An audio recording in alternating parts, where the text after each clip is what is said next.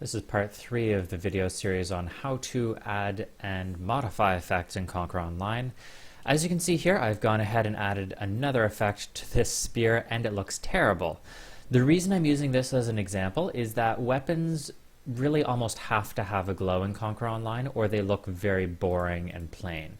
So this is just focused on how to quickly and easily add a aura or glow effect to a weapon. So as you can see here, it just needs to be flipped first of all. So I'm going to go ahead and load it into the model viewer, and you'll notice that it's two objects. And that's because it's technically an X. There's two different planes, and that's what it's projecting the image across. So I would go ahead and apply a 180-degree rotation to flip it, and then I would export it.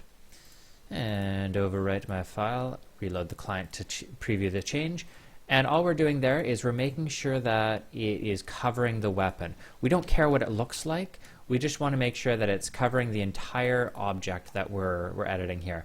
So now it's facing the correct direction. We just need to shift it all down a little bit. We could also rescale it slightly, but I'm not really that concerned with something like that because, well, as you'll see in a second, it really doesn't matter. So we're going to try moving it. It's the wrong direction. So we're going to move it down by about 30, and we're going to go ahead and export that. At this point, it should, assuming we're viewing it from the right angle, it should actually cover that weapon. And it does. Might even be a little bit too much, but it doesn't matter. So what we're going to do here is twofold. We're going to load up the texture in Photoshop so you can preview exactly what's happening here. In this example, there are two effects. One is for the essentially horizontal axis and one's for the vertical axis for how the weapon glow is stored. What I would do, and I find is the simplest way, is I would load the weapon that we are actually trying to edit into the model viewer. So I'll go ahead and do that here. I would hide or delete the other effect. And then I would just try and view it from a side angle, and I would take a screenshot.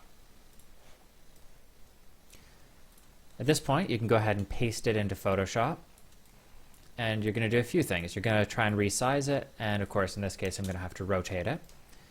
And you essentially just want to cover what your weapon covers in-game. So we know that the back of the weapon is sort of in the right position, but it's too long. So I'm just going to put that around there and apply that. I can delete the blue background, and we would go ahead and just draw over this.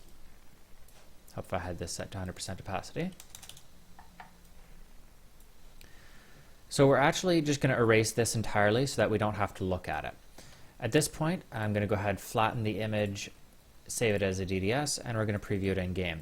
What we want to see happen here is that there should essentially be 2% glow around the weapon. So this is still slightly too large, but it is in the right position, as you can see here. We might want to make it just 15% smaller or something like that. But we don't want to move this position. So we just want to pull this in a little bit and maybe down a little bit. And just go ahead and save that.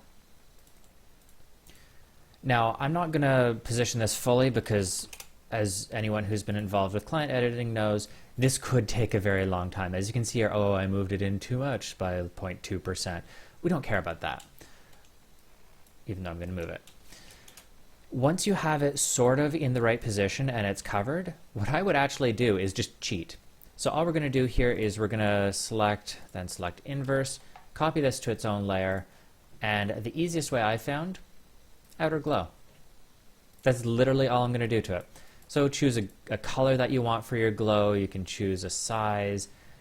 In this case, I'm just going to make it pretty obvious so that you can see it in game, and flatten it out. And obviously in the final version we would have two versions of it and they'd all have to be positioned properly. But all I'm trying to do is show you a technique here. So ideally we would have that weapon essentially not show. That screenshot, it would be invisible. But as you can see here, we now have a glow around our weapon that is the same shape as the weapon. Again, slightly off position. But that's really all you'd have to do. I did this in 2 seconds and I have no art skills and I'm terrible with Photoshop. I would of course want to do a second version here, so when you view it from the side, it's not flat as hell and boring.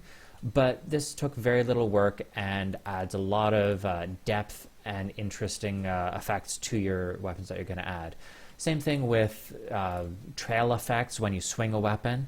A similar process where you're just trying to get it to line up, and then you're just adding a glow, or if, let's say I had a tablet, I could draw some little starbursts coming off of only the tip, or anything you wanted to do.